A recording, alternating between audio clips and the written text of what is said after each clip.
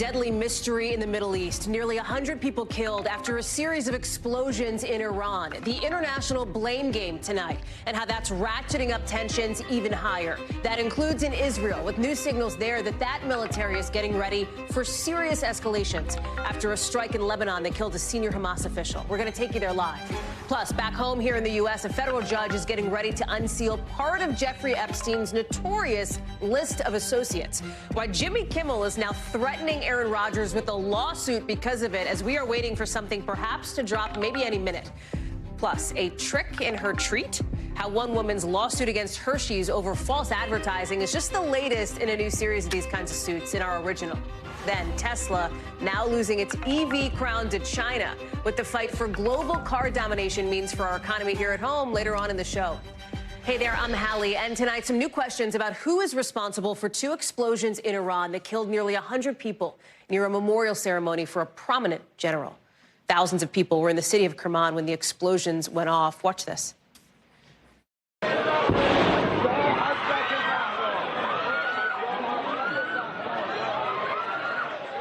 You heard them in the distance there. You heard the people screaming. We understand that at least 95 people were killed. More than 140 others were hurt, according to Iranian state media.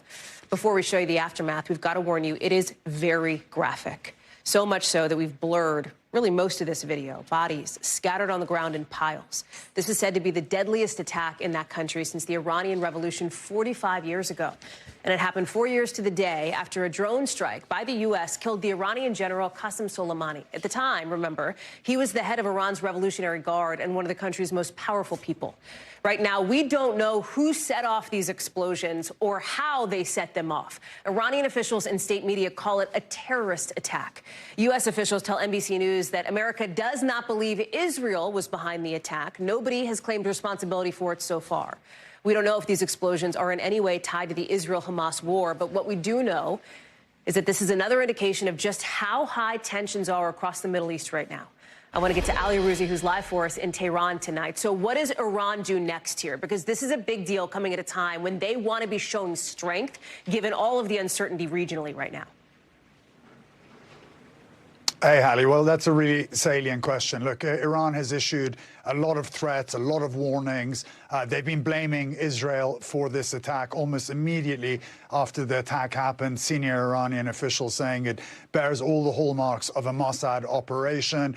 And then the president, the former head of the IRGC, the supreme leader all came out and talked about a very harsh revenge against Israel. But we've heard this sort of rhetoric from Iranian officials many, many times. And a lot of the time, they don't deliver on their direct threats of retribution. I mean, case in point is Soleimani. Today was the 4th anniversary of his assassination. For 4 years, Iranian officials, Hallie, have been warning about a steep revenge against the people that killed Soleimani, including President Trump, former President Trump. But in the end, they didn't do anything. With the war in Gaza, they kept drawing red lines, and they would let those red lines disappear, because Iran doesn't want to get involved directly. So what we have to look at next is we going to see an increase in attacks by proxies, which Iran can then use plausible deniability, say they weren't involved. They can inflame the region, but not get a direct strike against them. So this is what we may see in the coming 24, 48 hours. More attacks by Iranian militants in the Levant. The Houthis may step up their attacks in the Red Sea. But given the past track record, it'll probably fall short of an attack that'll invite some sort of massive reprisal against their proxies and even Iran themselves. But with all of that said, Hallie, this country is predictably unpredictable, and anything could happen in the next few hours or days. Listen, you've laid out, I think, capably here, Ali, as always, what the implications are more broadly. Can you back into some of the nuts and bolts here? Like, what specifically happened? The significance of this being at the ceremony for Soleimani, et cetera. Well, as you mentioned, this is a time when Iran wants to project power. Soleimani was an incredibly revered figure in Iran. So this is a massive security breach and a huge embarrassment for the authorities here. I mean, look, these were two huge explosions. We can see from the video the carnage that came out from these explosions. People's limbs blown off, streets covered in blood. This is not a scene they wanted on the anniversary of Soleimani's death. The two explosions happened about 10 minutes apart from each other, so they were probably planned pretty carefully. You know, a lot of people rushed to the scene of the first explosion to see what was happening, and then another huge bomb went off. Authorities are saying that at least 95 people have been killed and 210 other people have been injured, many of the dead women and children. So it was a devastating day for Iran, and a day when they're trying to celebrate Soleimani, the guy that created all of these proxies in this region. Hallie Arouzi, live for us there in Iran. Hallie, thank you so much. Again, a story that is going to be talked about now for days and weeks to come. Appreciate it. You heard Hallie lay out some of the tensions more broadly in the region. And tonight, we are learning that a hostage taken by Hamas was killed while the Israeli military was trying to rescue him, according to Israeli officials in that part of the region, who say Sahar Baruch died because Hamas killed him, or because Israeli forces accidentally did. They're not sure which it is at this point. It's happening against the backdrop of growing fear that the war between Israel and Hamas is spilling over into other parts of the Middle East after what happened in Lebanon and the killing of a senior Hamas official. The Lebanese foreign minister saying today over on CNN that the government is working with the militant group Hezbollah to make sure they don't drag themselves into this war. Josh Letterman is in Tel Aviv for us. Keir Simmons is live for us in Beirut. We're glad to have both of you with us. But Josh, let me start with you, and let's start with this hostage that was killed during a rescue mission. We know that last month, 3 Israeli hostages were killed by Israeli forces, and the circumstances of that, obviously the details are still coming out. Now this is word of another Israeli hostage killed in apparently a mission to try to get him back safely. We saw huge protests the first time that this was an incident back in December. Tell me what you're seeing and hearing and feeling tonight in Israel. Well, we knew that Sahar Baruch had been killed and was no longer alive. What we did not know until tonight, Hallie, was that it was during a failed attempt to rescue him that he died. As you mentioned, the IDF says they don't really know if it was their own troops that accidentally killed him in a friendly fire incident, or perhaps Hamas killed him during that failed rescue attempt. But this really speaks to the impossible task that Israel's military has every time it tries to go and free these hostages, because they don't frankly know where all of them are. They don't know the conditions that they're being held in. And so every single time they attempt one of these missions to try to free them, there is the risk that they, in fact, end up killing hostages instead. And that is why there is a lot of pressure here in Israel, including from some of those hostage families, to instead move towards a ceasefire, at least a temporary one, or some type of a deal to free hostages instead of these very dangerous and risky military attempts to free them. But the Israeli government maintains that by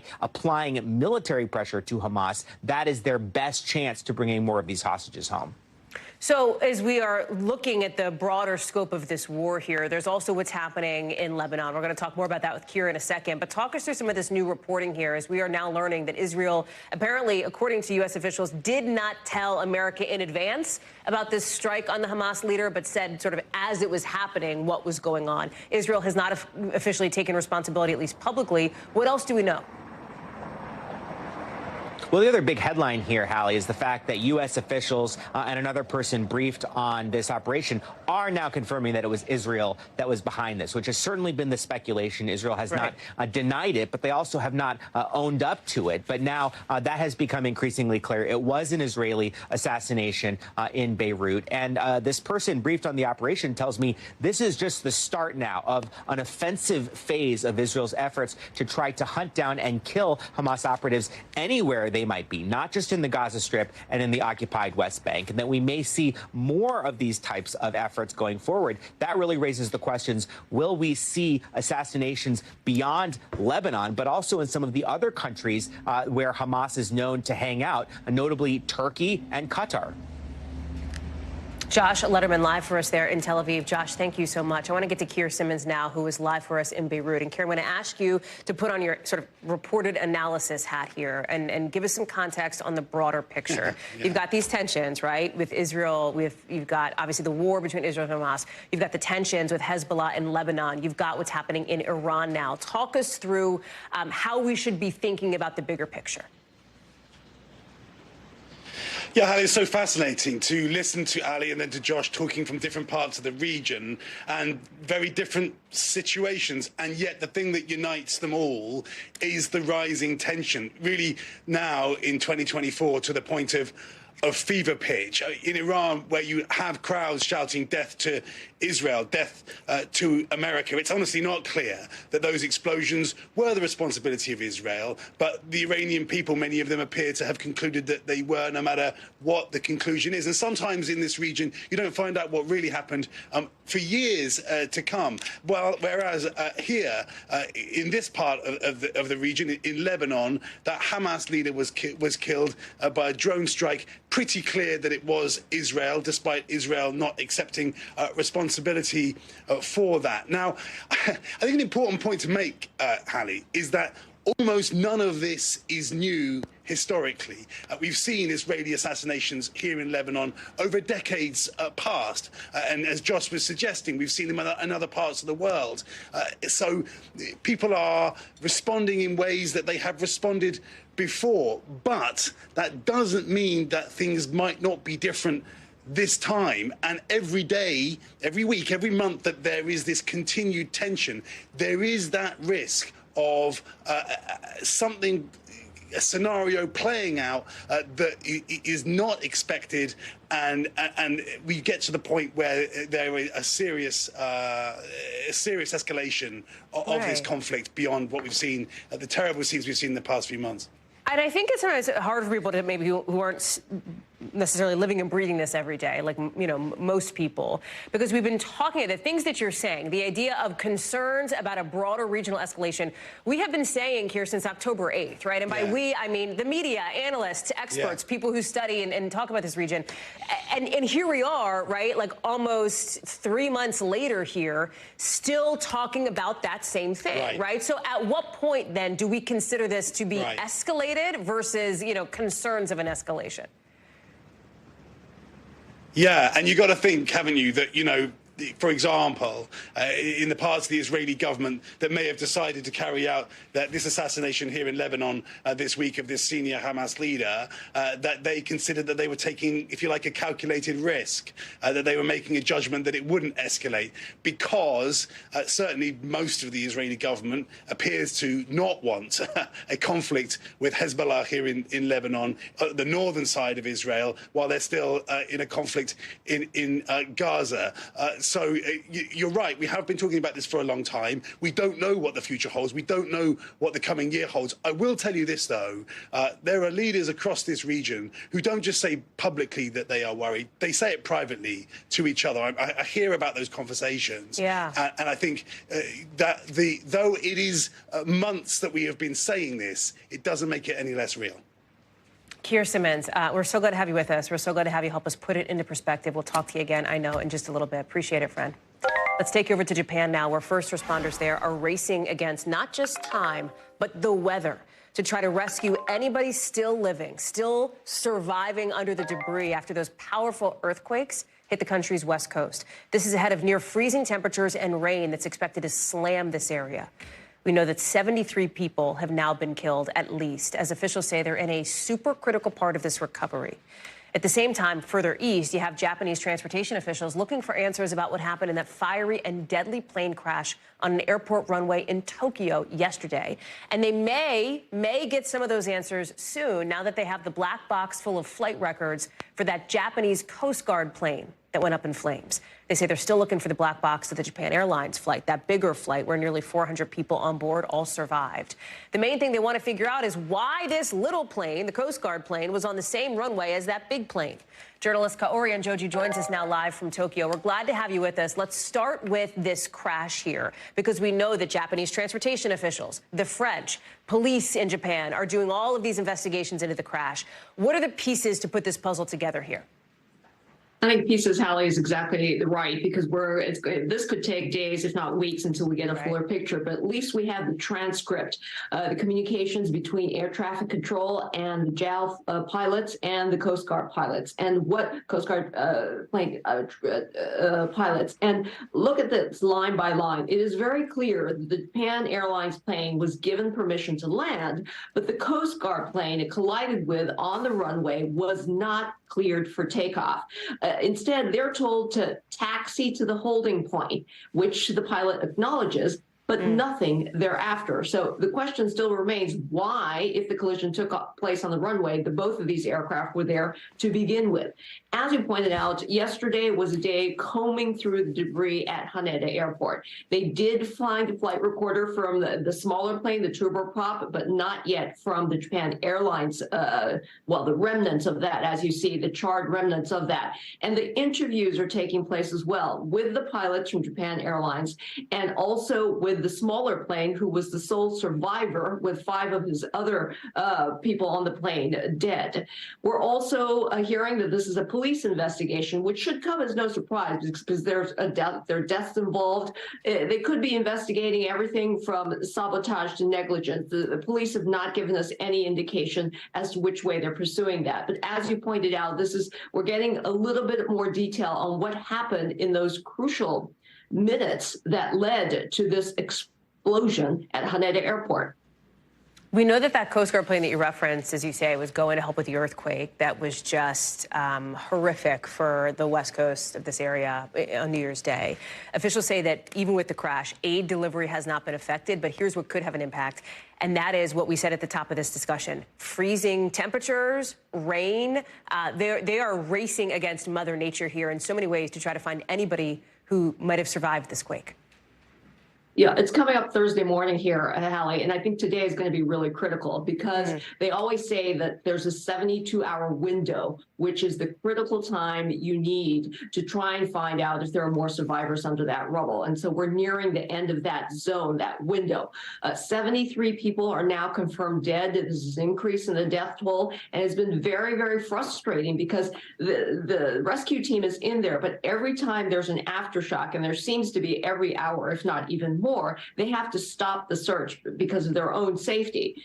The government has said that they're looking for 130 people at least who know that they're unaccounted for. But other prefectures are saying that they have not been able to contact dozens of residents in their area. So they've doubled the amount of rescue people in there. They're using sniffer dogs as well. But one of the big problems, in addition to the rain and the landslides, is the access. As you can see, the roads are pretty narrow, and getting that heavy equipment in there is a big challenge in itself, Hallie.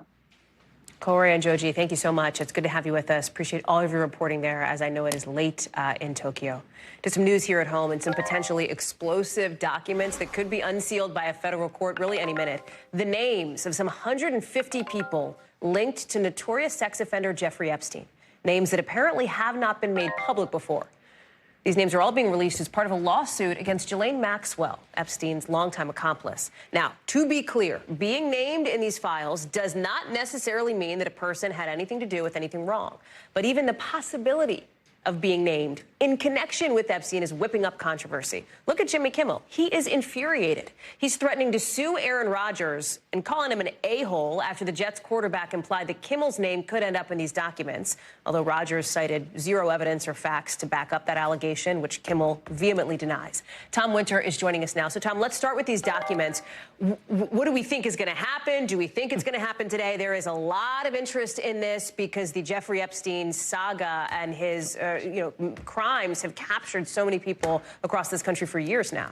Well, 100%, Hallie. And for years, there's rumored of a list of the various clients that Jeffrey Epstein, I'm making the mistake there, that Jeffrey Epstein may have been involved with as it pertains to other individuals who had sex with girls that Epstein was also having sex with. That list doesn't exist. This is all tied back to that lawsuit that you referenced. And there were, over the years, there are literally over 1,000 docket entries and maybe 10 times that amount of of pages of information that go to transcripts of depositions, that go to searches that people did, questions that people asked, and various names came up, all redacted over the years. And now that the litigation is over, the judge is effectively saying, look, a lot of these names can be put out there. And you know, Hallie, I'm going to show you something.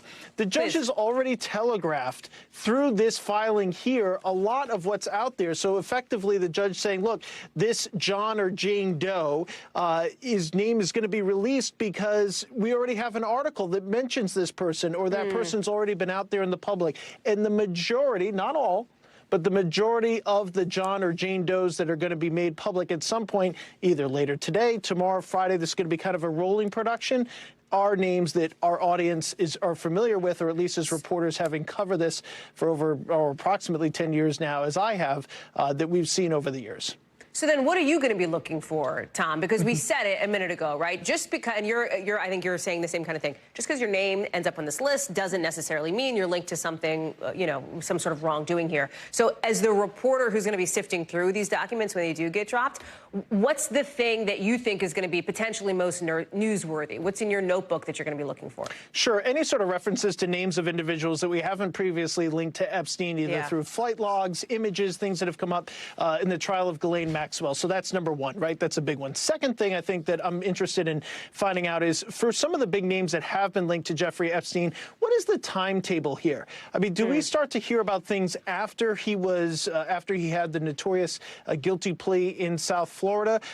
Do we hear more about individuals that were traveling with him afterwards? Who were on those particular flights? What was occurring? And what do people actually know? For me, whenever I'm looking at something, and I've been looking at this for a long time, I'm curious about timeline, and I'm curious about who knows who. What connections can we start to put together? And those are the types of names that I think could be something that would yield fruit for investigative reporters. But assuredly, any sort of criminal prosecution arising out of this is probably over at this point, Hallie.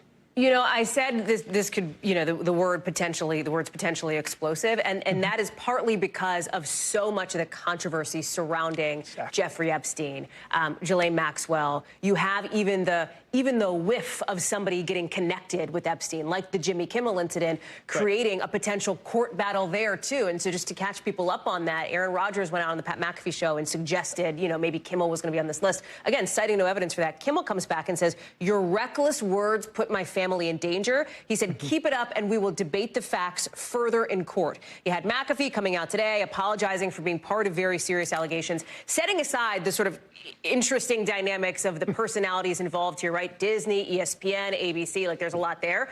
Could this end up in court? I mean, is this something where Jimmy Kimmel could potentially have some sort of defamatory suit against Aaron Rodgers if it came to that? I mean, there are a number of different factors that are at play when it comes to libel and defamation, and certainly when you involve public figures, you and I are included in that list, people that the public generally knows about. The threshold to bring that type of litigation is pretty high. On the other hand, if you know something is false and you make a statement about something, if I came up with some outlandish accusation about you, Hallie, or vice versa, you might have grounds to bring it to court. I think at this stage, we're probably at a point where it doesn't get there, or Kimmel doesn't probably have grounds to sue. But I think that at some point here, if Aaron Rodgers continues to make these statements after he's been told that they're inaccurate, he's going to potentially have to come up with some proof. Obviously, we have no indication that Jimmy Kimmel has ever been associated with Jeffrey Epstein at all, to be clear.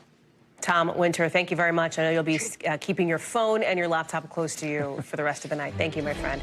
We got some news breaking into us in just the last couple of minutes involving former President Trump now going to the Supreme Court. He is asking the justices to try to overturn the Colorado ruling that took him off the primary ballot in that state. I want to get right to NBC's Dasha Burns, who has posted up for us live from Iowa, of course, with those caucuses less than 2 weeks away. Talk to us about what we're just learning, this appeal to the Supreme Court. It is not unexpected. The timing was a question mark, but here now in the 5 o'clock hour Eastern time, we have it. Talk us through it.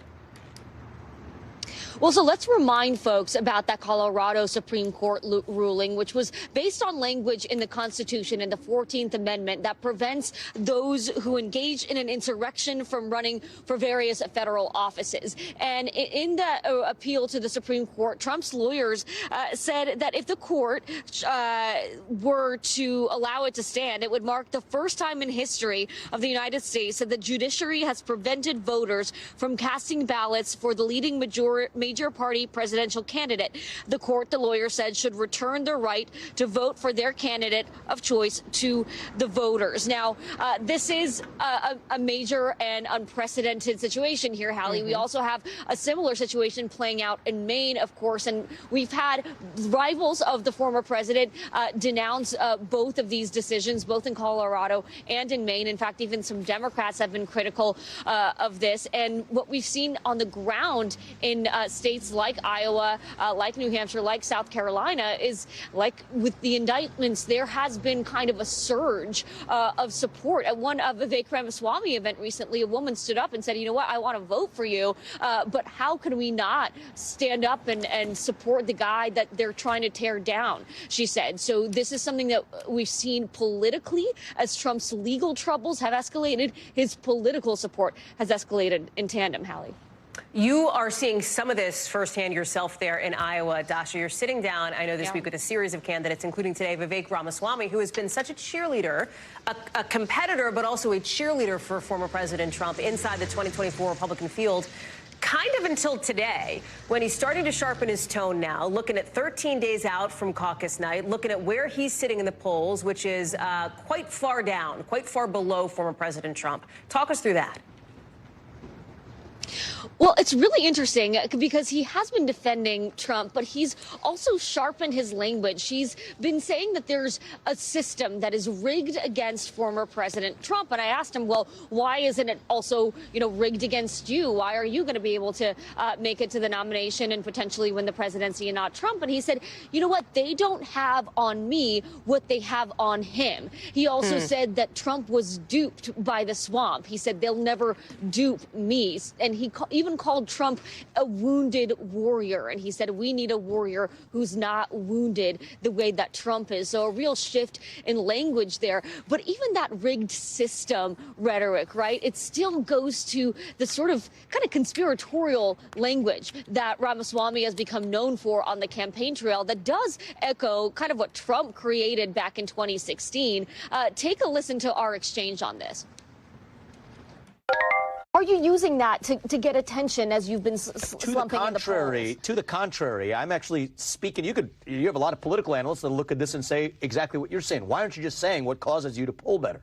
It's what every other political candidate's doing. They're taking what their consultants serve them up. Here's what the voters say are the top issues. Spout back to them what the voters want to hear. So why? I'm sharing my true convictions. And again, this is a candidate who has called January 6th an inside job, has called the kidnapping of Governor Gretchen Whitmer an inside job of entrapment, says that the Democrats are actually behind Biden's impeachment. So a lot of unfounded theories, conspiracy theories that he says are important because he believes that he is a candidate that stands for truth. It's a backdrop behind him at every campaign rally. But again, he's important to watch, not because he's high up in the polls. Of course, he's polling in single digits, but because of what he represents within the Republican Party and the kind of traction that he does get. He does pull in crowds, even if those folks are ultimately going to vote for Trump. He's speaking to the people about this. Dasha Burns, live for us there in Des Moines. Dasha, thank you very much. I know that you, NBC, the Des Moines Register, will be sitting down with candidates all week long, part of an exclusive closing arguments interview series that we're doing with the Register. You can catch it right here, of course, on NBC News Now all week. So tonight, some more big hospital networks in New Jersey are now putting mask requirements back in place. They're putting visitor restrictions back in place. Why? Because of so much flu going around. With some doctors telling us they're seeing a bunch of kids with flu coming into the ER. That says nearly 60% of children in this country, so more than half of kids in this country, do not have their flu shot this season. Sam Brock is joining us now from one of the states that's been hardest hit, Louisiana, the Children's Hospital there in New Orleans. Part of the sort of messaging here has been the number that we just showed, and doctors and health experts saying get your kids the vaccines because of what we're seeing and what you're seeing on the ground there. Talk us through that. Sure. There's no question, Hallie, that getting vaccinated is the most important component to all of this from physicians. It is not too late. The window is still there. And right now, the rates, frankly, are not where they should be nationally. You mentioned the fact that I'm in Louisiana right now. For the country, you're looking at about 50% of people, adults, who have been vaccinated, Hallie. I know on your screen it says 44% for the flu. We actually spoke with the CDC director, my colleague, Erica Edwards, did earlier today. She said it's about 50%. And then you see for RSV and for COVID, it's under 20%, right? So those vaccination rates should be like 60, 70, 75%. They're not. It is also being attentive, though, to the warning signs that your children can present, namely the idea that you might have trouble breathing or a prolonged fever or a sore throat. These are things that should raise alarm bells for parents as they're trying to decide whether or not to seek medical care or just try to treat something over the counter. And as you mentioned, for kids right now, this has proved to be problematic in the sense that about 3/4 of all the cases that are being presented and treated at hospitals are flu. And so you're just seeing this sort of crescendo rise going on. ERs as well. I spoke with the head of a critical care department for a local hospital system here, UMC, who told me, Dr. David Jans, that this is way above the figures that it should normally be in terms of the percentage of kids showing up with flu-like symptoms to the ER. Take a listen. How is this affecting kids? I mean, I know there's a lot of concern right now about pediatric infections. What are you seeing? Yeah, a lot of problems in kids, and specifically lots of ER visits in kids. So there in kids, we see a lot of kids presenting to the emergency room with influenza-like illnesses. Approaching the above 30 to 40% of ER visits in children are for that reason. Hallie, it is worth noting, according to federal statistics, that so far 20 children nationally have died this year from the flu. One of them here in Louisiana. That is 20 too many. But certainly there is concern that that figure could grow by a lot if there isn't more prevention going on around the country. Of course, and nobody wants to see that, Sam. When you're talking to these doctors, when you're talking to these experts, what are they telling you about how well equipped or perhaps not we are as a country to deal with perhaps new strains of these respiratory viruses to come? We saw this during COVID with these sort of new variations coming out, resistant to some of the vaccines that we had. Talk us through that piece of it. It's a great question because I have a very concrete example for you. There are 5 ICU units at UMC in New Orleans. 4 of them are being used right now. The 5th one was used during COVID. It is not currently being used by patients. It could be if they needed it, but that's a hospital in a large city with tons of resources. The doctor that I spoke with said, if you go to more rural parts of Louisiana, all it takes, Hallie, are 3 or 4 patients that suddenly are presenting symptoms that are acute enough that they're in ICU care that could tip the scale in terms of what sort of beds are available, how many doctors are there to actually treat them versus the number of patients who are coming in. It doesn't take that much to sort of break the equilibrium from many of these places where there are not as many resources. That is something to keep an eye on as we progress through this flu season and obviously respiratory illnesses in general. Yeah. Sam Brock, live for us there in Louisiana. Sam, glad to have you there. Thank you so much for the reporting. Lots more coming up here on the show, including a high-profile death related to something we've been reporting on. What's behind the rise in more women dying from drinking? Plus, take a look at this, a huge fire at the home of an NFL superstar. What we know about the damage coming up.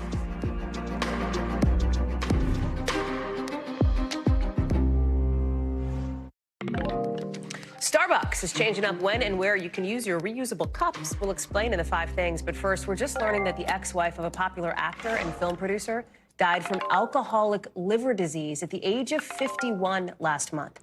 That's according to a death certificate obtained by TMZ for Keisha Whitaker, putting a face now to an issue that a lot of women in this country are struggling with. Research shows that more women are essentially drinking themselves to death over the past 2 decades, with alcohol-related deaths among women rising at a much faster rate, look at this, than men, 14.7% versus about 12.5%. It spiked especially among women between the ages of 22 and 44 during the pandemic. So that's like your millennials, that's your older Gen Z there. It went up between 42% between 2019 and 2020. I want to bring in Dr. John Torres. The numbers here, I think, are really startling and probably really surprising to people. What's behind it?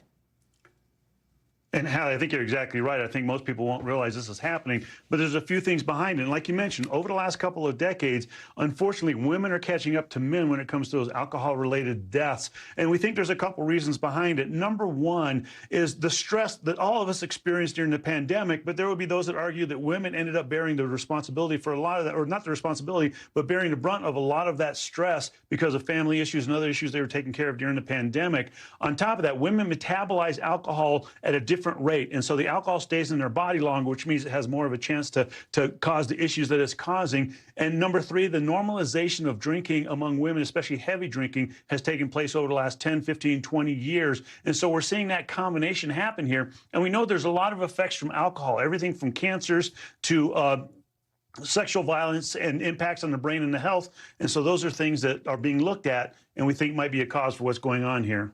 We know that more than 140,000 people die every year because of too much drinking, basically too much alcohol. You talked about why it's affecting women, the pandemic being a factor there. What is something that people can do about it? Like, in other words, is there, from a medical perspective, when you're talking to patients, how do you frame that? How do you start that conversation?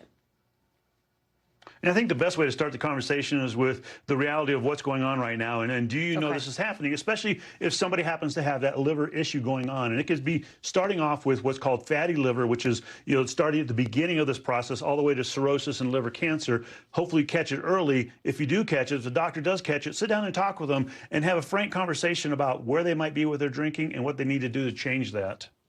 Dr. John Torres, we're glad to have your expertise here on the show. Thank you so much, as always. If you or anybody you know is struggling with substance abuse, there is help. 1-800-662-HELP.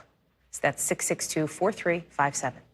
Let's get you over to the 5 things our team thinks you should know about tonight. Number 1, firefighters down in South Florida responded to this scary big fire at the home of Tyreek Hill, Miami Dolphins star, today.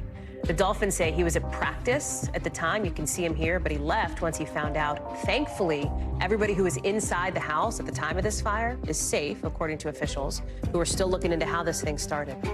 Number 2, the national debt in this country is hitting $34 trillion. That is a new record. Before the pandemic, the Congressional Budget Office had predicted that we wouldn't get there for like another 5 years. Last year, Republican lawmakers in the White House agreed to lift the debt limit to push off a default. That's an agreement that will last until next January.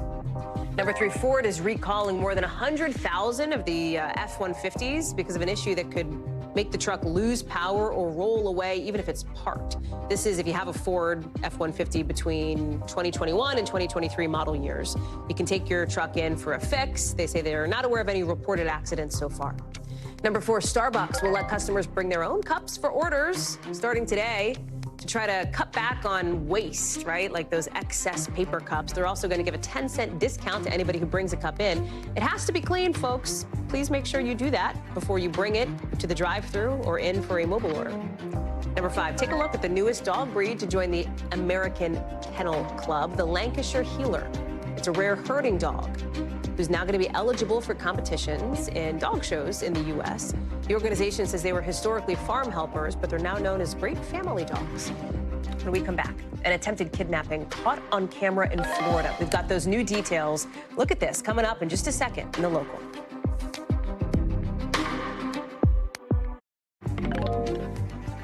Tomorrow, the Biden administration says it's going to reopen 4 entry ports along the southern border that had been closed for most of last month because of a record number of migrants coming in. Look at the locations here: California, Texas, Arizona. They're reopening because 2 Homeland Security officials tell NBC News that Border Patrol agents have seen fewer migrants trying to cross the border since the start of this year, so just in the last few days. It comes as a bipartisan group of senators is negotiating a border security and immigration deal in Washington. House Speaker Mike Johnson and dozens of other House Republicans got to see the whole thing, the situation for themselves firsthand in Eagle Pass, Texas, taking a minute to turn up the heat on the political battle over the border. Listen. What we saw today only made House Republicans more resolved to stand for sanity and the American people, and we will do it. If President Biden wants a supplemental spending bill focused on national security, it better begin by defending America's national security. Speaker Johnson's comments come as a Republican-led House committee says it will move forward now to try to impeach Homeland Security Secretary Alejandro Mayorkas over allegations, they say, that he's been derelict in his duty of managing the border, according to people familiar with that situation. Our Morgan Chesky is in Eagle Pass with more. Yeah, good afternoon. That press conference from Speaker of the House Johnson just wrapped up a short time ago right here on the banks of the Rio Grande in Eagle Pass. And in these short remarks, we heard him explicitly say that the crisis happening at the border is by the design of President Biden. This coming just after last night's remarks from the president asking for more funding to try to solve the crisis here on the border. This GOP delegation included dozens of lawmakers here who wanted to witness what was taking place firsthand. And I should note, as they were making their remarks, a migrant family crossed the Rio Grande almost exactly behind me. It was a mother and a father and 3 young children. The father carrying his young daughter clad in pink pajamas, setting the tone for what was taking place today as they discussed potential solutions. Meantime, federal officials do say that despite those record numbers that we saw in December, there is a noticeable dip in the new year. We know that on Monday alone in this Del Rio sector, which includes Eagle Pass, 500 migrant encounters were reported. That is going up against days last month where the average was in the thousands. So despite that noticeable dip, which of course is a relief to many, there is acknowledgement by nearly every party involved that this is only temporary and that they expect the numbers to rise yet again when it comes to large groups of migrants crossing. They actually federal officials credit the Mexican government with cracking down on migrant activity. However, they're not citing explicitly what they're doing on that side of the river to achieve that.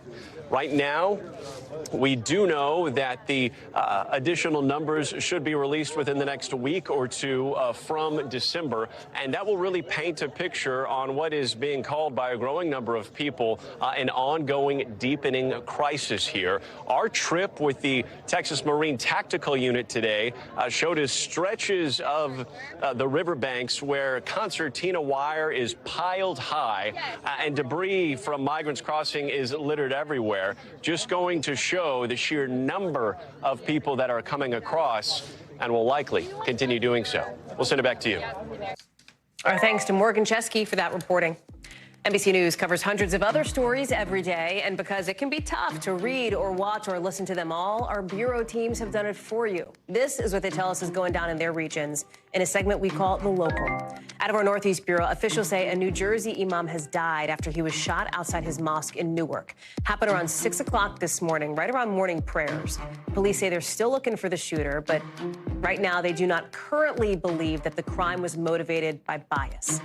Out of our Southern Bureau, a suspect's in custody in Florida after an attempted kidnapping caught on camera. So look at this. This is a guy, it's a little blurry, but he's grabbing a 4-year-old, pulling him away from his family in a Walmart.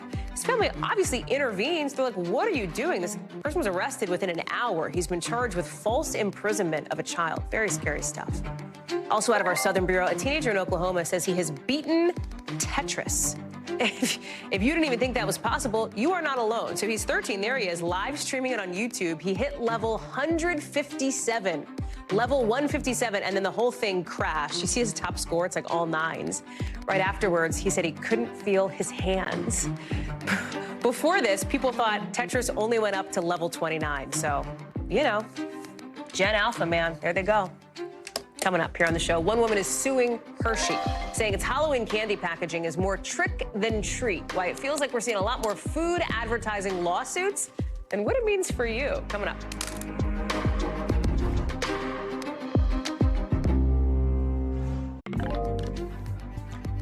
Tonight, a new lawsuit is targeting Hershey, claiming the packaging on these Reese's Halloween candies is materially misleading. Let's show you here. The plaintiff says that, wait a second, that's not really what those pumpkins look like when you open them up. Like, what's on that? Look at that. Adorable Reese's pumpkin, adorable little Reese's ghost. But then you see the pictures. The plaintiff's like, that's not the same thing.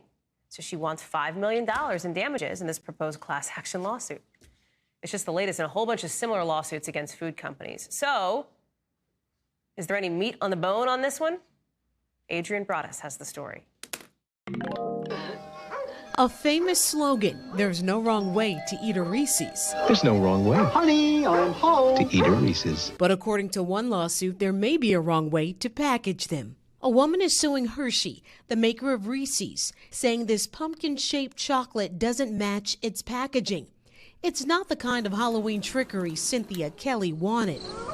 She says in the class action lawsuit filed in Florida that she wouldn't have bought the peanut butter pumpkins if she knew the chocolate didn't have a, quote, cute-looking carving of a pumpkin's mouth and eyes. And the lawsuit claims Hershey falsely represented several other products like Reese's White Ghost, Reese's Peanut Butter Bats, and Reese's Peanut Butter Football.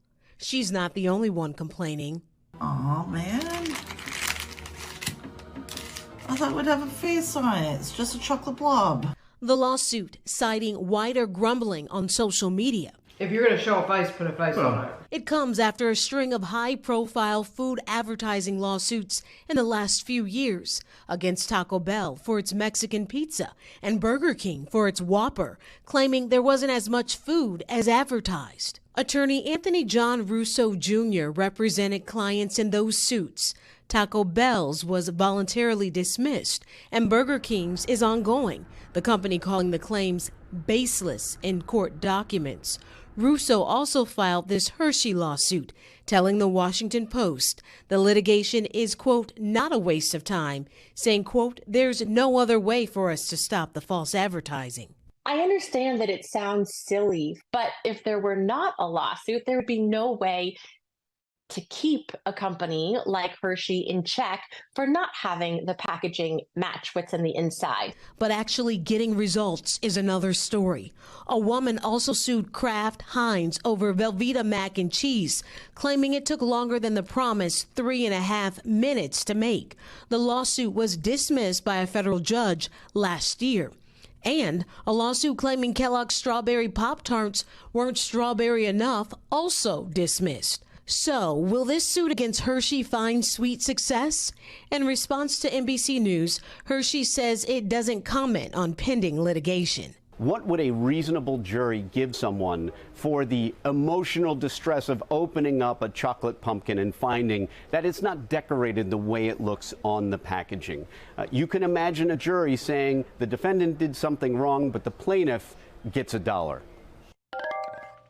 Adrian Broadus is joining us now. Adrian, we're so glad to have you on the show. Welcome, and thank you for bringing us this very interesting story, because you heard the issue there, right? Like, maybe they'll get $1, Danny Savallo says, the plaintiff, but they want a lot more than a $1. They want $4,999,000 more, right? Like, what are the odds here of some kind of a payout, considering the other interesting point that our other legal analyst made, which is there aren't many ways to hold these big corporations accountable for their advertising other than these kinds of lawsuits?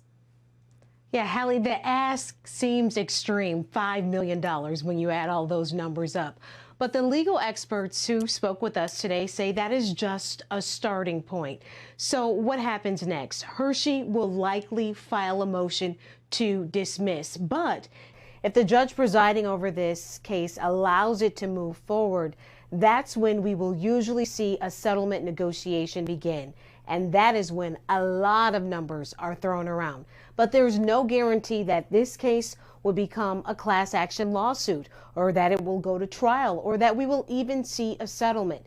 But if there is a real case here, it's likely Hershey will have to change its packaging so future customers don't have the same complaint or confusion. Hallie? Adrian Broadus, thank you very much for that one. Appreciate it. Still to come here on the show, how China is eating into Tesla's dominance in the EV market, and when we might see more of these Chinese-made cars here. Stay with us.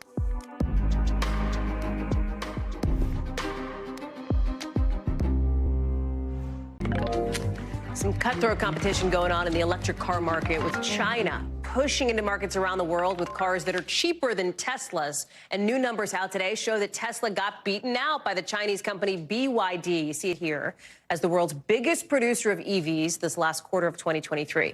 If you're like, well, wait a second, Hallie, I've never heard of BYD.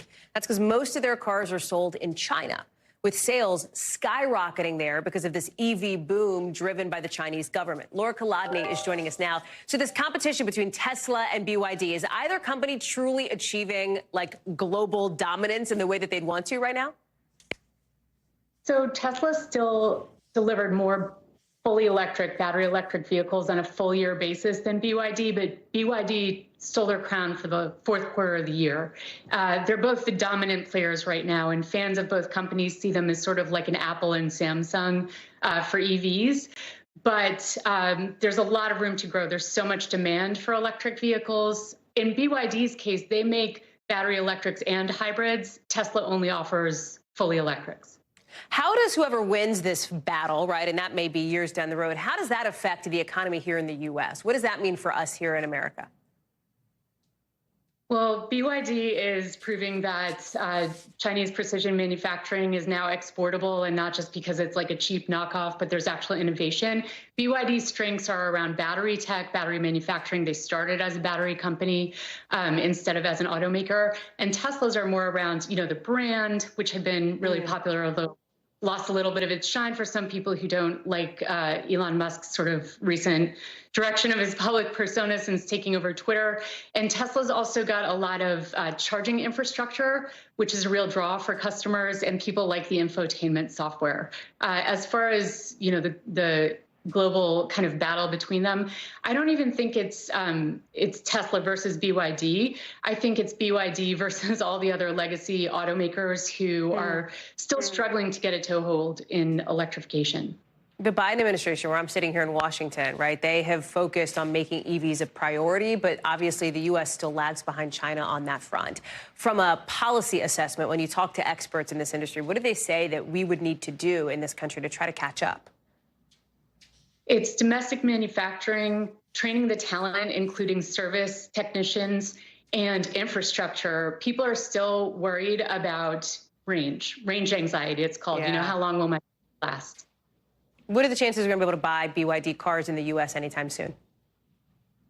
I don't think with trade relations as they are with China anytime soon, but it's a little unpredictable. Fair enough. Laura Kolodny, thank you so much. It's good to see you, as always. Appreciate it. That does it for us for this hour. We've got more coverage picking up right now.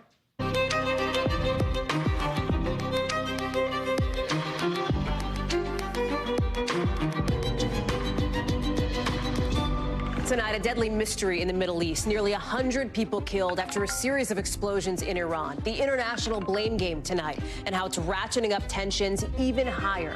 In Japan, it's a race against the clock to save anybody still alive, maybe buried under debris after that New Year's Day earthquake. The latest on the rescue push as they try to beat out a storm on the way.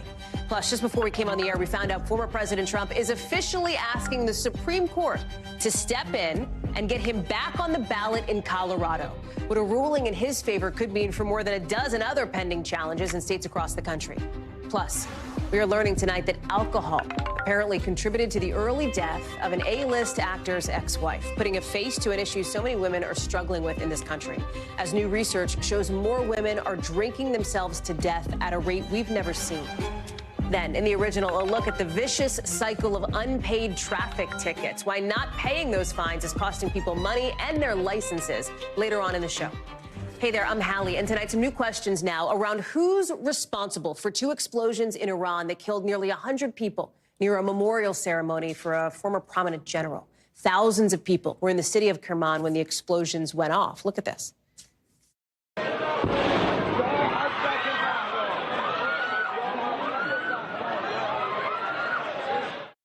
So you could hear that in the distance. You can hear people screaming. You can see people running. Those explosions killed at least 95 people, hurt more than 140 others, according to Iranian state media. Before we show the aftermath, we've got to warn you, it is very graphic. So much so that we've blurred a lot of this video because bodies are just scattered on the ground. This is said to be the deadliest attack in that country since the Iranian Revolution 45 years ago. And it happened 4 years to the day after an American drone strike killed Iranian General Qasem Soleimani. At the time, remember, he was the head of the Iranian Revolutionary Guard. He was one of the country's most powerful people. Right now, it is not clear who set off these explosions or how they set them off. Iranian officials and state media call it a terrorist attack.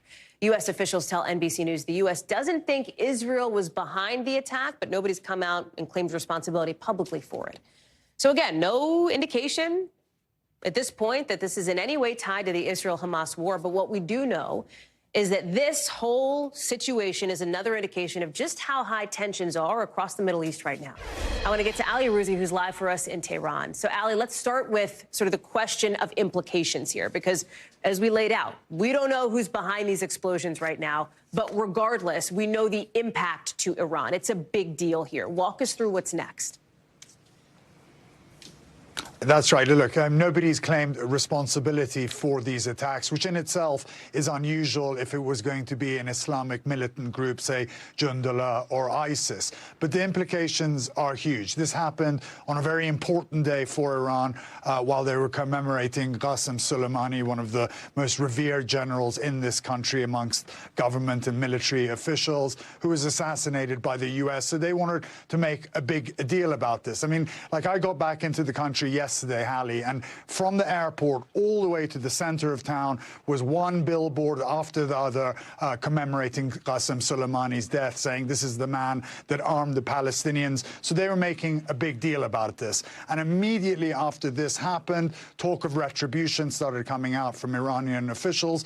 And unsurprisingly, they started pointing the finger at Israel. All these officials started coming out and saying this bears all the hallmarks of a Hamas operation, that retribution against them is going to be very severe. And the final word today came from Ayatollah Khamenei, the supreme leader, who said the evil and criminal enemies of the Iranian nation once again created a disaster. Let them know that this disaster will have a hard response, God willing. So the next 24, 48 hours are going to be critical to see what sort of response, if any, comes from Iran. Hallie? So the place where this happened, Ali, just so people kind of understand the geography, very far south from where you are right now in Tehran. But can you give us a sense? I mean, thousands of people, and we're showing one of the maps here, thousands of people had gathered for this memorial ceremony here, 4 years to the day. And we see the towns here, 4 years to the day after the killing of Soleimani. The details on this, scarce, right? Very scarce. I mean, look, we were getting conflicting reports, on how the explosion was delivered. That initially they thought it was a gas explosion, then they said maybe it was a suicide bomber. Now they're saying that, you know, there were 2 suitcases laden with explosives that were detonated remotely. So that's all the official information we have about the actual explosion itself. But what we do know is that the ceremony for Qasem Soleimani with officials, with the country's officials, was taking place inside of the cemetery. Now, whoever planted these bombs obviously couldn't get past the security fence at the cemetery and then exploded these bombs outside. And that's why so many civilians, including women and children, were killed. And there are no reports of any high-level officials or military figures being killed in this. So those are the only official things we have. But what we do know, Hallie, is that this is a huge security breach, and it goes in line with a string of security breaches in this country, and it's showing that Iran can't protect some of its, you know, top officials. Qasem Soleimani, who they're commemorating today, who created all of these proxies, was taken out by U.S. drones. Just in the last few weeks, 3 senior generals have been taken out in Syria. You have al-Aruri, the Hamas, one of the senior Hamas figures, who was a very important conduit between Iran and Hamas. He would be doing a lot of the shuffling back and forth, taken out in Beirut. So a lot of Iranian officials and the people that are very close to them are suddenly looking very vulnerable after trying to project an image of great strength after the October 7th attack. So there's going to be a lot of deep digging done here to see what they're going to do next, how they can protect themselves, and how, if there will be any retribution. Hallie? Hallie, we're so glad to have you live for us from Iran tonight with that breakdown tonight and all the nights I know that you are there. Thank you so much. Appreciate it. As we talk about what's happening in the region, we'll take you over to where the Israel-Hamas war is raging on here, as we are learning tonight that a hostage taken by Hamas was killed while the Israeli military was trying to rescue him. This is according to Israeli officials who say Sahar Baruch. You see his picture here. either died because Hamas killed him or because Israeli forces accidentally did. We don't know which. They don't know which. That is not clear. It's all happening against the backdrop of growing concern that the war between Israel and Hamas could be spilling over into other parts of the Middle East, like into Lebanon, after a senior Hamas leader was killed there. The Lebanese foreign minister telling CNN today the government is working with Hezbollah to make sure they don't drag themselves into this war. Hezbollah, of course, is that militant group in Lebanon. Josh Letterman is live for us in Tel Aviv. Keir Simmons is in Beirut. We're glad to have both of you here with us tonight. Josh, let me start with you here, because the IDF has said that Sahar Barouk, it is not clear, if he was killed by Hamas, if he was killed in, the fire from Israeli forces, essentially. We had known that he was on a list of hostages who are no longer alive that were being held in the Gaza Strip, and now we're getting some of these new details. What else are you learning, and what other questions, importantly, do we have tonight? Well, one big question is, what is the future of hostage negotiations going to look like following that assassination of that top Hamas leader that Ali was just talking about? Because Hamas has already said in the wake of that killing, look, we're basically done talking hostages right now. But the question is, will that hold? I spoke with an expert on Hamas and on Palestinian society today, Ronnie Shaked from the Hebrew University of Jerusalem, who has been studying Hamas for more than 3 decades. And he does not believe that long term, this assassination is going to block future hostage talks, because he says Hamas is so preoccupied with getting its own prisoners out in a hostage exchange. Take a listen. You have to remember, Hamas is talking about prisoners not just from the beginning of this war. They are talking about prisoners since 1989, when they killed the first Israeli soldier. But, Hallie, the revelation that Sahar Barouk was killed in a failed attempt to free him really speaks to the level of danger and risk that is inherent in all of these efforts to try to free these hostages, and the balancing act Israel has between, should we focus on negotiation, essentially diplomacy with Hamas, or military action to bring these hostages home. The Netanyahu government continues to maintain that it is that military pressure on Hamas that offers the best chance to bring home these hostages safely. So just to sort of lay out the conversations that we've had so far here in the show, right? You are talking about what's happening in the war between Israel and Hamas, and right in the Gaza Strip here. We just talked about the Ali Arouzi, what's happening in Iran. We're going to talk about with Keir Simmons, and you're referencing here what's happening in Lebanon. There's also what's happening in the Red Sea, right? Another area in this region with the Houthi rebels, basically this militant group based in Yemen. Attacking, going after some of these commercial ships. You've got the U.S. and 11 other countries now putting out this joint statement condemning weeks of those strikes. They're demanding what they call, and we're showing it here, an immediate end of these illegal attacks and the release of unlawfully detained vessels and crews. The Red Sea drama continues. What is going to get it under control here? Yeah, and Hallie, I kind of feel like a broken record, because we've been talking for months now about these ratcheting up tensions throughout the region, these fears of a broader, wider war. But it really is true that the tension level now is just higher than it was just a few days ago, because one key difference between the Houthis and some of these other groups, Hezbollah, these other Iran-backed militias that seem to not want to be in a direct military confrontation with the U.S. military, is the Houthis are pretty much unbridled in their efforts to pull themselves into direct conflict. We had that incident where they shot at Navy helicopters a couple days ago. And just yesterday, according to U.S. Central Command, they fired 2 ballistic missiles into the Red Sea, where there is not only container ships trying to sail and to navigate for freedom of economic purposes, but also now a U.S. military presence. There are other Navy ships that are part of that coalition the U.S. has put together. And so there is a real risk right now that this is going to spiral into a situation that nobody's really able to keep under control. Josh Letterman, it's such a great point, such an important one. Thank you so much for being there and talking us through it. I appreciate it. Let me bring in Keir Simmons, who I know has been listening to this conversation. And Josh said something interesting there, Keir. He talked about the idea that maybe he sounds like a broken record. And I feel like maybe I sound like one. I don't know if you felt that, saying fears of a growing regional escalation, right? Sure. The question is because again, we've now talked about, and we have that regional map. There is activity in all of these countries, right? There is activity in all of these places. So at what point do you feel like we are now, setting aside maybe the first few days after October 7th, at a point of the most tension we've seen since the Israel-Hamas war began? Help us put this into context. Well, we can sound like a broken record and still be right, Hallie. This is a simple calculation in international security. Yeah, I mean, look, there's a simple calculation in international security, and that is that every day of tension, you extend the amount of time, the number of possibilities for that tension to break out into a full-scale conflict, right? So every day that it hasn't happened, actually we should be kind of counting our lucky stars. We are hearing tonight that there has been a clash with Israeli forces and Hezbollah here in Lebanon, in southern Lebanon, where 9 Hezbollah fighters have died. Now, that's an unusually large number. It's not the first time that 9 have died since October 7th, since the tension that arose since those terror attacks on October 7th outside Gaza. But, that's just another example of the fact that there are clashes.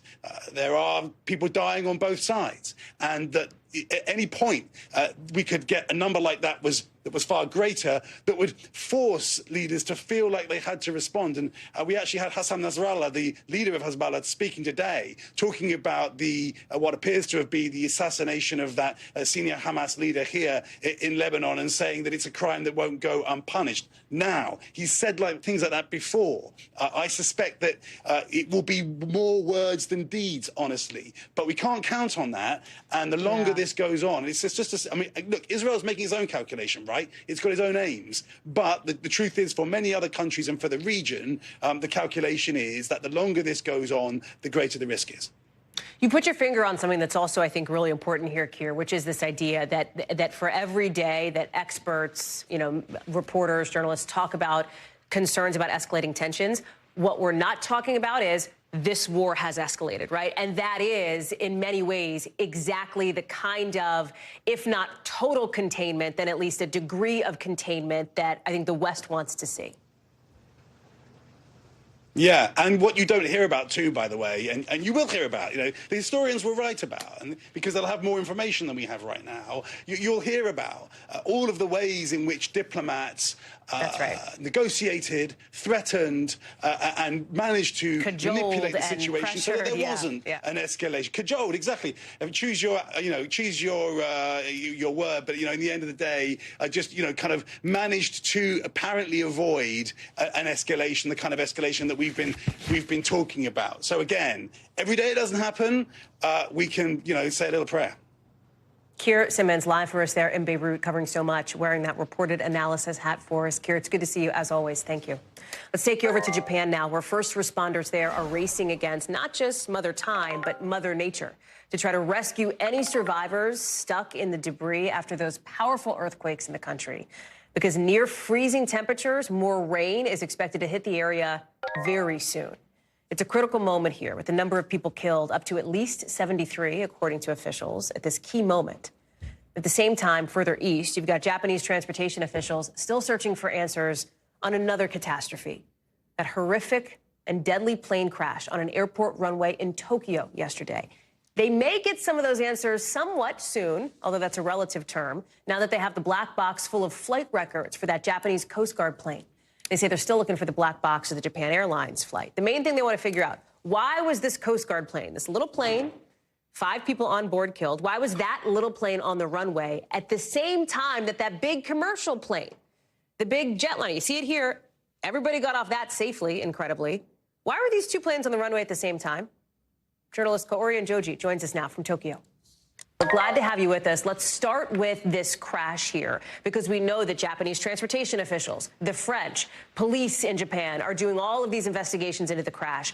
What are the pieces to put this puzzle together here?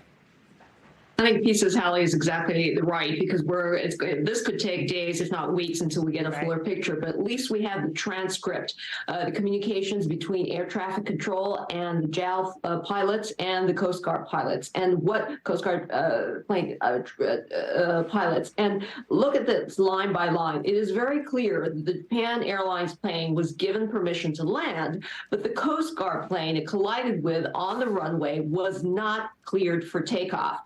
Instead, they're told to taxi to the holding point, which the pilot acknowledges, but nothing thereafter. So the question still remains why, if the collision took place on the runway, both of these aircraft were there to begin with. As you pointed out, yesterday was a day combing through the debris at Haneda Airport. They did find a flight recorder from the smaller plane, the turboprop, but not yet from the Japan Airlines, well, the remnants of that, as you see, the charred remnants of that. And the interviews are taking place as well with the pilots from Japan Airlines and also with the smaller plane, who was the sole survivor with 5 of his other people on the plane dead. We're also hearing that this is a police investigation, which should come as no surprise because there are deaths involved. They could be investigating everything from sabotage to negligence. The police have not given us any indication as to which way they're pursuing that. But as you pointed out, we're getting a little bit more detail on what happened in those crucial minutes that led to this explosion at Haneda Airport. We know that Coast Guard plane that you referenced, as you say, was going to help with the earthquake. That was just horrific for the west coast of this area on New Year's Day. Officials say that even with the crash, aid delivery has not been affected. But here's what could have an impact. And that is what we said at the top of this discussion. Freezing temperatures, rain. They are racing against Mother Nature here in so many ways to try to find anybody who might have survived this quake.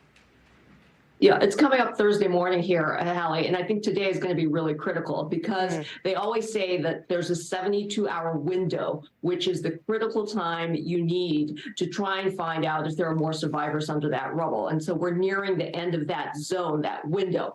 73 people are now confirmed dead. This is an increase in the death toll, and it's been very, very frustrating because the rescue team is in there, but every time there's an aftershock, and there seems to be every hour, if not even more, they have to stop the search because of their own safety.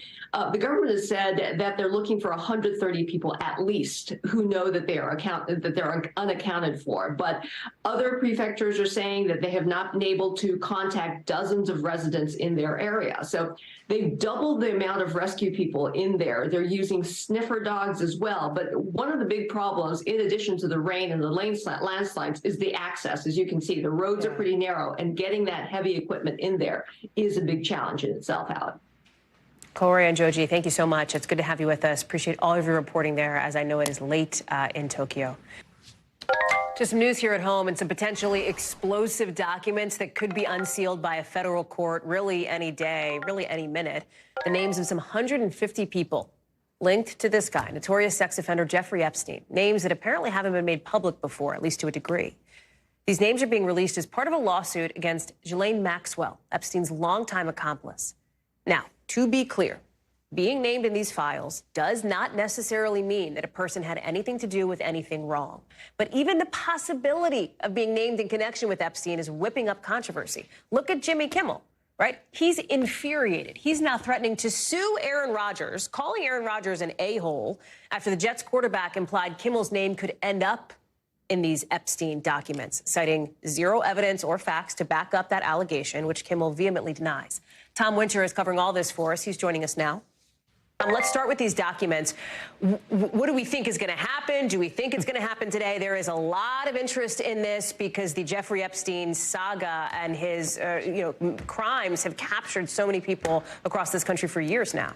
Well, 100%, Hallie. And for years, there's rumored of a list of the various clients that Jeffrey Epstein, I'm making the mistake there, that Jeffrey Epstein may have been involved with as it pertains to other individuals who had sex with girls that Epstein was also having sex with. That list doesn't exist. This is all tied back to that lawsuit that you referenced. And there were, over the years, there are literally over 1,000 docket entries and maybe 10 times that amount of pages of information that go to transcripts of depositions, that go to searches that people did, questions that people asked, and various names came up, all redacted over the years. And now that the litigation is over, the judge is effectively saying, look, a lot of these names can be put out there. And you know, Hallie, I'm going to show you something. The judge has already telegraphed through this filing here a lot of what's out there. So effectively, the judge saying, look, this John or Jane Doe, his name is going to be released because we already have an article that mentions this person, or that person's already been out there in the public. And the majority, not all, but the majority of the John or Jane Does that are going to be made public at some point, either later today, tomorrow, Friday, this is going to be kind of a rolling production, are names that our audience are familiar with, or at least as reporters having covered this for over or approximately 10 years now, as I have, that we've seen over the years. So then what are you going to be looking for, Tom? Because we said it a minute ago, right? Just because, and I think you're saying the same kind of thing. Just because your name ends up on this list doesn't necessarily mean you're linked to something, some sort of wrongdoing here. So as the reporter who's going to be sifting through these documents when they do get dropped, what's the thing that you think is going to be potentially most newsworthy? What's in your notebook that you're going to be looking for? Sure. Any sort of references to names of individuals that we haven't previously linked to Epstein, either through flight logs, images, things that have come up in the trial of Ghislaine Maxwell. So that's number one, right? That's a big one. Second thing I think that I'm interested in finding out is, for some of the big names that have been linked to Jeffrey Epstein, what is the timetable here? I mean, do we start to hear about things after he had the notorious guilty plea in South Florida? Do we hear more about individuals that were traveling with him afterwards? Who were on those particular flights? What was occurring? And what do people actually know? For me, whenever I'm looking at something, and I've been looking at this for a long time, I'm curious about timeline, and I'm curious about who knows who. What connections can we start to put together? And those are the types of names that I think could be something that would yield fruit for investigative reporters. But assuredly, any sort of criminal prosecution arising out of this is probably over at this point, Hallie. You know, I said this could, the word's potentially explosive, and that is partly because of so much of the controversy surrounding Jeffrey Epstein, Ghislaine Maxwell. You have even the whiff of somebody getting connected with Epstein, like the Jimmy Kimmel incident, creating a potential court battle there too. And so just to catch people up on that, Aaron Rodgers went out on the Pat McAfee show and suggested, maybe Kimmel was going to be on this list. Again, citing no evidence for that. Kimmel comes back and says, "Your reckless words put my family in danger." He said, "Keep it up and we will debate the facts further in court." You had McAfee coming out today apologizing for being part of very serious allegations, setting aside the sort of interesting dynamics of the personalities involved here, right? Disney, ESPN, ABC, like there's a lot there. Could this end up in court? I mean, is this something where Jimmy Kimmel could potentially have some sort of defamatory suit against Aaron Rodgers if it came to that? I mean, there are a number of different factors that are at play when it comes to libel and defamation, and certainly when you involve public figures, you and I are included in that list, people that the public generally knows about. The threshold to bring that type of litigation is pretty high. On the other hand, if you know something is false and you make a statement about something, if I came up with some outlandish accusation about you, Hallie, or vice versa, you might have grounds to bring it to court. I think at this stage, we're probably at a point where it doesn't get there, or Kimmel doesn't probably have grounds to sue. But I think that at some point here, if Aaron Rodgers continues to make these statements after he's been told that they're inaccurate, he's going to potentially have to come up with some proof. Obviously, we have no indication that Jimmy Kimmel has ever been associated with Jeffrey Epstein at all, to be clear. Tom Winter, thank you very much. I know you'll be keeping your phone and your laptop close to you for the rest of the night. Thank you, my friend. I want to get to some news that is also just breaking into us in the last hour or so. Former President Trump now asking the Supreme Court to overturn the Colorado ruling that took him off the primary ballot in that state. So he basically wants the justices to get him back on the ballot. His lawyers, in a new filing, says the court should, in their words, return the right to vote for the candidate of their choice to the voters. Keep in mind that this is all part of a bigger ballot access fight for Mr. Trump. He's facing challenges in states all across the country trying to get him off their ballots. You see him here. You can see the status of those legal fights due in part to his role related to January 6th.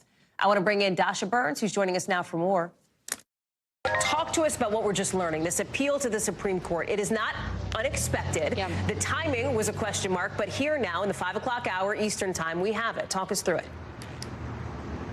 Well, so let's remind folks about that Colorado Supreme Court ruling, which was based on language in the Constitution and the 14th Amendment that prevents those who engage in an insurrection from running for various federal offices. And in that appeal to the Supreme Court, Trump's lawyers said that if the court were to allow it to stand, it would mark the first time in history of the United States that the judiciary has prevented voters from casting ballots for the leading major major party presidential candidate. The court, the lawyer said, should return the right to vote for their candidate of choice to the voters. Now, this is a major and unprecedented situation here, Hallie. We also have a similar situation playing out in Maine, of course, and we've had rivals of the former president denounce both of these decisions, both in Colorado and in Maine. In fact, even some Democrats have been critical of this. And what we've seen on the ground in states like Iowa, like New Hampshire, like South Carolina is like with the indictments, there has been kind of a surge of support. At one Vivek Ramaswamy event recently, a woman stood up and said, you know what, I want to vote for you, but how can we not stand up and support the guy that they're trying to tear down, she said. So this is something that we've seen politically as Trump's legal troubles have escalated. His political support has escalated in tandem, Hallie. You are seeing some of this firsthand yourself there in Iowa, Dasha. You're sitting down, I know, this week with a series of candidates, including today Vivek Ramaswamy, who has been such a cheerleader, a competitor, but also a cheerleader for former President Trump inside the 2024 Republican field, kind of until today, when he's starting to sharpen his tone now, looking at 13 days out from caucus night, looking at where he's sitting in the polls, which is quite far down, quite far below former President Trump. Talk us through that.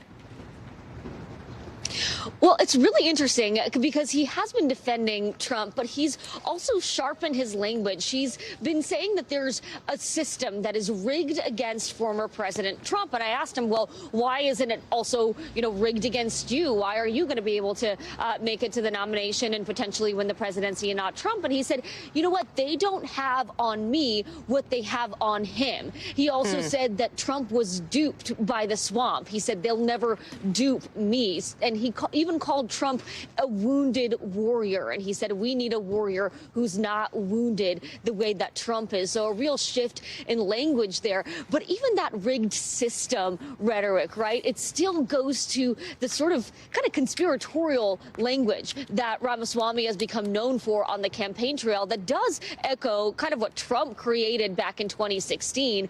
Take a listen to our exchange on this. Are you using that to get attention as you've been slumping in the polls? To the contrary, I'm actually speaking. You have a lot of political analysts that look at this and say exactly what you're saying. Why aren't you just saying what causes you to poll better? It's what every other political candidate's doing. They're taking what their consultants serve them up. Here's what the voters say are the top issues. Spout back to them what the voters want to hear. So why? I'm sharing my true convictions.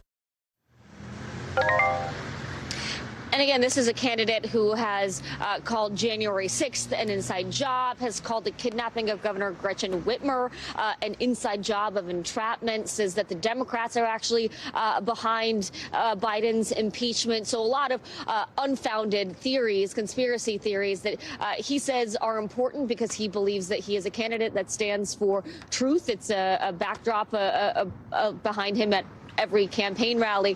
But again, he's important to watch, not because he's high up in the polls. Of course, he's polling in single digits, but because of what he represents within the Republican Party and the kind of traction that he does get. He does pull in crowds, even if those folks are ultimately going to vote for Trump. He's speaking to the people about this. Dasha Burns, live for us there in Des Moines. Dasha, thank you very much. I know that you, NBC, the Des Moines Register, will be sitting down with candidates all week long, part of an exclusive closing arguments interview series that we're doing with the Register. You can catch it right here, of course, on NBC News Now all week. Coming up here on the show, some pretty scary video coming out of Antarctica showing like 100-foot waves crashing into a luxury cruise ship. Those new details and what it has to do with something going viral on TikTok, I bet you can guess, at least from the sound. Plus, police in California rescuing a man who was stranded for days in the woods. What he says he was looking for. Next.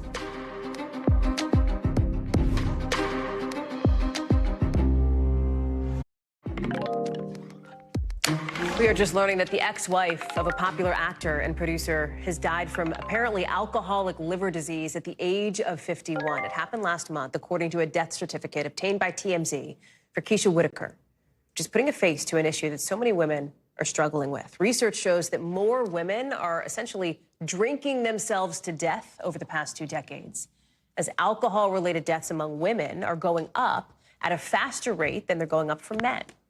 It spiked especially among women ages 35 to 44 during the pandemic. So that's like your millennial, if you will, your elder millennial. Deaths went up by 42% between 2019 and 2020. Let's bring in Dr. Natalie Azar. Why is this happening? Because I think that some of these statistics, some of these numbers might be startling for people who don't realize that this is something that so many women are dealing with. Oh my gosh, absolutely, Hallie. Well, look, I mean, if you think about simply why this is happening, one of the major reasons is that, drinking in women has been normalized. The percentage of women aged 18 to 44, let's say, who are binge drinking is about 18%. And the risk of liver disease is associated really with the amount that you're drinking. If you think an average serving, Hallie, of alcohol, it's about 12 ounces of beer, 5 ounces of wine, 1.5 ounces of a liquor. That's greater than 10 servings a week for women, greater than 15 servings a week for men, puts you in that red zone where you are at an increased risk for developing liver disease related to alcohol. What should you look for? Like, in other words, if it's somebody that you know or love, as you, a doctor, Dr. Natalie, like, are talking to patients, and specifically, obviously, women patients, what are the kinds of conversations that you're having, and how are you framing that discussion? So you ask a really important question, and I want our viewers to understand this. Yeah. Early liver disease related to alcohol use is completely asymptomatic. You can have what's known as fatty liver, and you would not even know that. As the liver disease progresses, of course, you can have other symptoms, hepatitis, jaundice, and obviously cirrhosis, and eventually, liver cancer. But it's about asking the questions. You have to ask the questions about how much people are drinking. You may assume once in a while, Hallie, that they may not be completely honest and truthful with you, but it's really about open communication and really expressing to the patient and making sure that they understand what the guidelines are and the potential risk factors on liver, brain, heart disease, certain cancers, and in addition to violence and whatnot against women.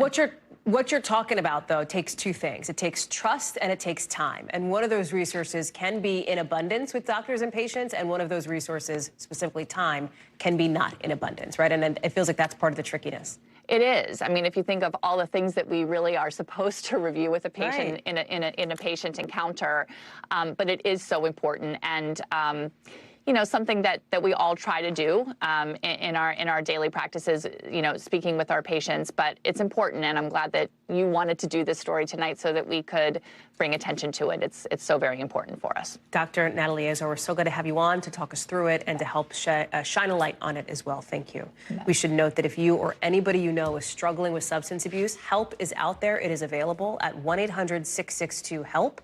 You see it on screen, 1-800-662-4357. Let's get you over to the 5 things our team thinks you should know about tonight. Number 1, look at this. South Florida firefighters responding to this fire at the home of Miami Dolphins star Tyreek Hill today. The Dolphins say he was at practice at the time, but you see him here. He left, of course, once he found out what happened. Everybody who was inside the house when the fire started is thankfully safe, according to officials who are still investigating how this thing started. Number 2, Ford is recalling more than 100,000 F-150s because of an issue that can cause the truck to lose power or roll away while it's parked. This is model years 2021 through 2023. You can take your truck in for a repair if you have one. Ford says they're not aware of any reported accidents so far. Knock wood. Number 3, Starbucks is going to let you bring your own cup for orders starting today. They're trying to cut back on waste. They're going to give some incentives for you to bring in your own cup, 10 cents per order if you bring one in. It has to be clean. It works for mobile orders and drive-through orders, too. Like, I feel like I wouldn't have to say that, but I'm just going to say it just in case. Because you know what? Like, better to say it. Number 4, California sheriff's deputies rescued a guy from Phoenix who'd been stranded for days. He was searching for lost treasure. He set out in Los Padres National Forest to find gold. He says it's worth like $300 million. The man says the legend of this treasure has been passed down in his family for generations. Thing is, on this treasure hunt, his truck ended up stuck in mud. He stayed there 4 days. He survived by, he says, eating frozen White Castle burgers and cans of soup that he happened to have with him. Number 5, take a look at the newest dog breed to join the American Kennel Club, the AKC. This is the Lancashire Heeler, a rare dog, a herding dog, who's now going to be eligible for competitions in dog shows in this country. The AKC says these dogs were historically farm helpers, but now they're known as great family pups. There you go. So tonight's original now, with in-depth reporting on a topic we've been watching. It is a new year, which means new driving laws are in effect in a lot of places, including in Tennessee, where you can now get your license revoked if you get caught driving distracted 3 or more times in 1 year. It's worth keeping an eye on new laws like that, because if you get a ticket and you don't pay it, or even if you just forget to, you could end up in what, for many, is a vicious cycle. For some Americans, a years-long legal nightmare of ticket debt snowballing, costing thousands of dollars. So how does it get so bad, and how do you get out of it? Maura Barrett has more. In Austin, Texas, Monica Sanchez thought her driver's license renewal would be no problem. I expected to get my license in the mail, and instead I got the letter stating that my license had been suspended because of the fact that I had unpaid tickets, and I started riding the bus. She traced the issue back to tickets from years earlier. Around that time, I was going through a divorce. I was a housewife, so I wasn't working at the time, and I didn't really have the funds at the time to pay. It spiraled, she says, into about $2,000 of tickets and court fees. Those fees racked up in part because of Texas's failure to appear, failure to pay program, also known as Omnibase, after the company that services the fee payments. Until people pay or appear in court, a hold is placed on their license renewals. But critics say the holds disproportionately impact low-income and minority communities. Sanchez is one of more than 600,000 Texans who have lost their licenses under this program, according to the Texas Department of Public Safety. Desperate for help, Monica reached out to a legal nonprofit. At Texas Fair Defense Project, we fight the criminalization of poverty. Senior Policy Director Sarah Mae Jennings says a simple $300 ticket can break the bank for many Texans, and that added fees can make matters even worse. Clients come to us desperate. They are like, I have been stuck in this heap of legal debt and Class C tickets in a way that now feels unnavigable to me. A DWI, right, carries with it a year-long suspension. 2/3 of people impacted by Omnibase are impacted by it for more than 2 years. So more than an offense for a DWI? Yes. It's crazy. And in a state where public transportation is often a poor substitute for driving, getting behind the wheel without a license can feel like the only option. And actually, after 2 convictions for driving while licensed and valid, that's a jailable offense. So it's a very slippery slope that Yes. starts with just a $200 or $300 ticket. Exactly. Critics question whether the program is effective in collecting payments. One report found it actually results in $45 less collected per case. Omnibase declining to comment, but in front of Texas lawmakers in April, a company representative praised the program as fair and effective. The program doesn't target poor and minority communities. If this program is repealed, we will likely see an increase in failures to appear across the state, and will absolutely see a greater use of warrants. The Texas Department of Public Safety telling NBC News in part that it's required by law to maintain the failure to appear program, and assistance for low-income drivers can be provided. There are some alternatives. People with holds can apply for interim occupational driver's licenses, relief of fees, and alternative ways to pay back their debt, like community service. But Jennings says few people know these opportunities exist. And it's not just Texas. Across states like Pennsylvania, New Jersey, North Carolina, Ohio, and Florida, similar programs impact hundreds of thousands more people. But back in the Lone Star State, Monica still trying to put her life back together. It is frustrating. It's depressing. I honestly wish that I wasn't in this position. I was already down, and it feels like I'm being kicked again to stay down.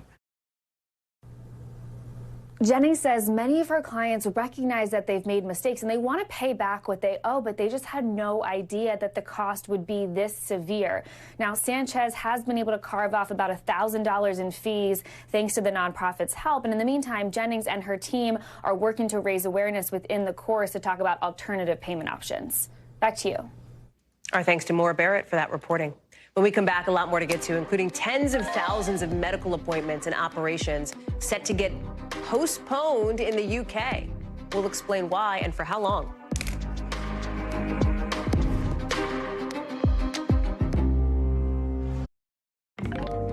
We've got some news breaking into us now in just the last hour. The Justice Department is again trying to take the Texas governor to court, this time over the state's new law that would let police arrest migrants who enter the U.S. illegally. This comes as New York and Chicago are pushing back on some of the buses and planes carrying migrants to Democrat-led cities sent by Greg Abbott, the Texas governor. And as the Biden administration says, it's going to reopen 4 points of entry along the southern border that had been closed for most of December because of a record influx of migrants. You see the locations here: California, Texas, Arizona. They're reopening because 2 Homeland Security officials tell NBC News the Border Patrol agents have seen a decrease in the number of migrants crossing the southern border since the beginning of the year. NBC News covers hundreds of international stories every day as well. And because it can be tough to read or watch or listen to them all, our international teams have done it for you. Here's some of what they're watching in a segment we call The Global.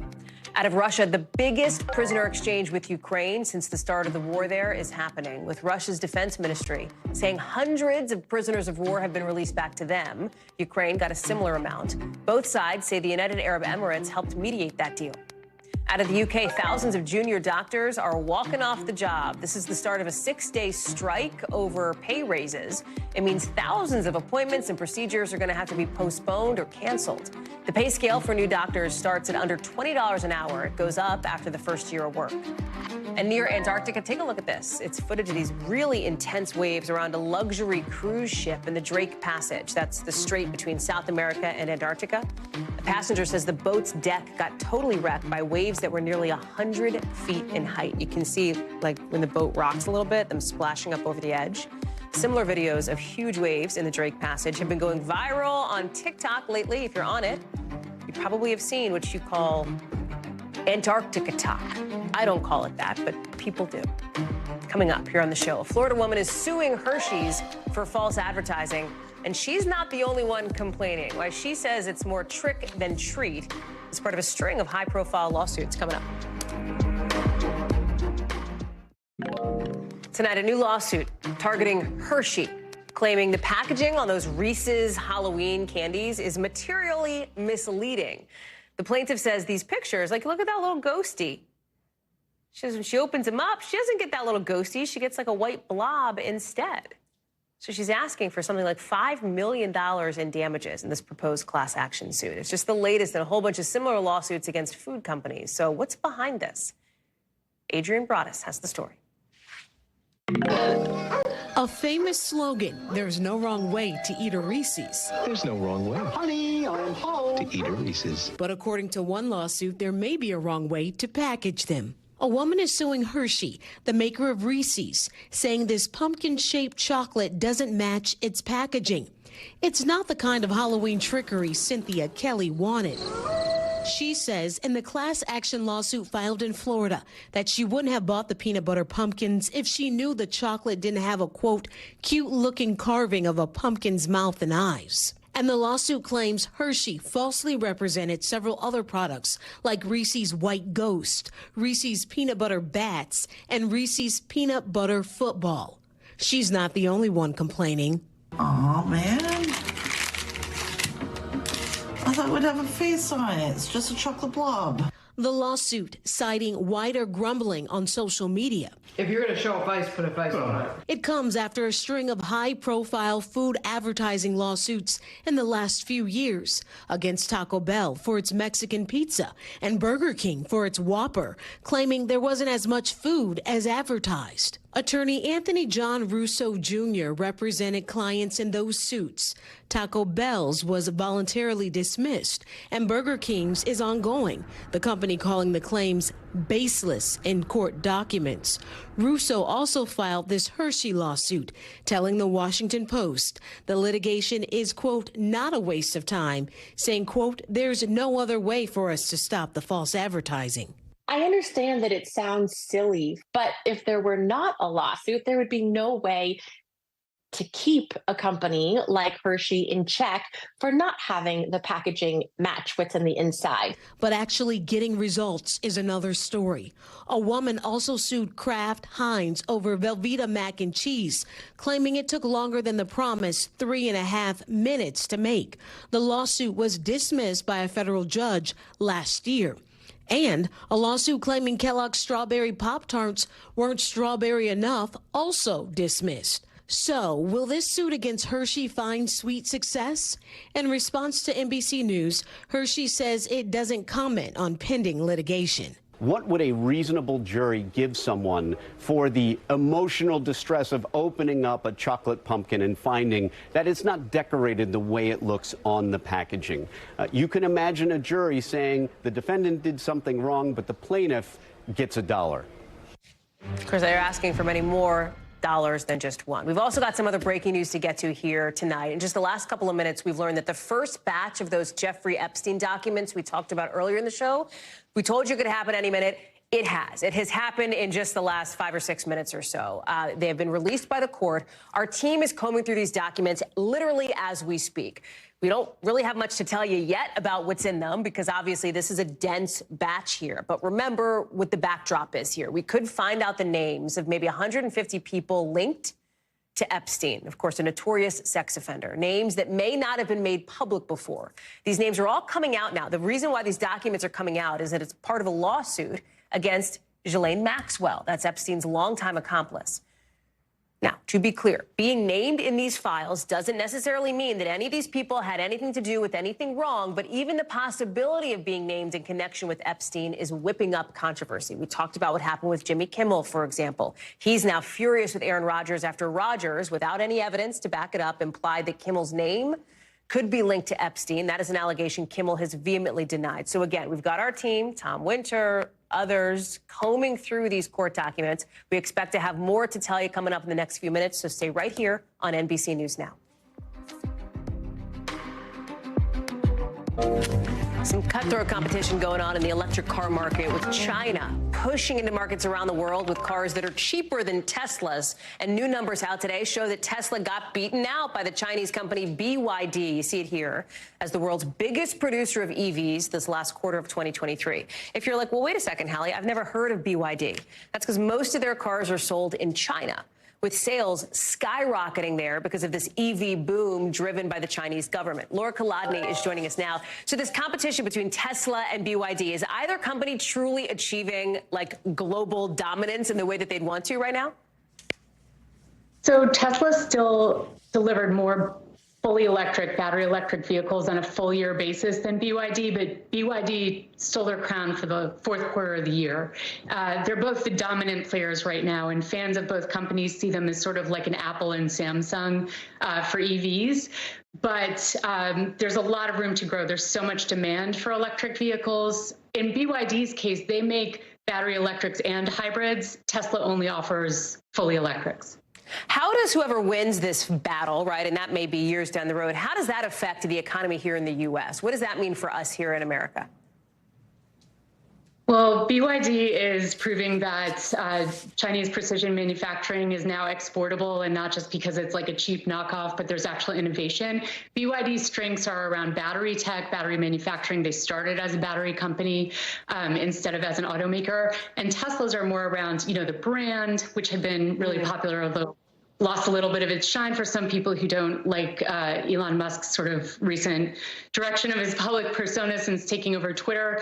And Tesla's also got a lot of charging infrastructure, which is a real draw for customers, and people like the infotainment software. As far as, you know, the global kind of battle between them, I don't even think it's Tesla versus BYD. I think it's BYD versus all the other legacy automakers who are still struggling to get a toehold in electrification.